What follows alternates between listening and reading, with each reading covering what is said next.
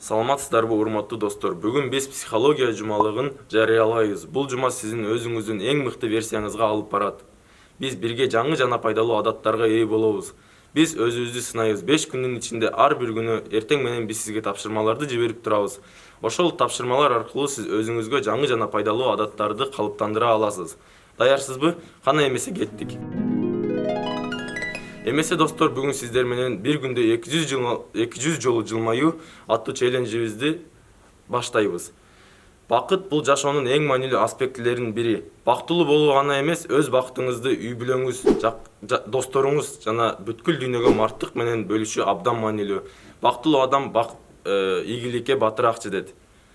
Биз бардык тапшырмаларды өзгөчө түрдө аткарабыз, байкайбыз жана жыйынтыгын бири-бирибиз менен сүйлөшөбүз.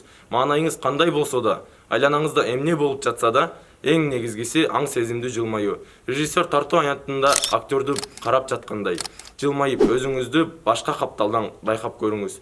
Маанайыңыз, эмоцияңыз, энергияңыз кандай өзгөрүп жатканын байкаңыз. Өзүңүздү изилдөөчү сөзү кандай кызыктуу экенин билесизби?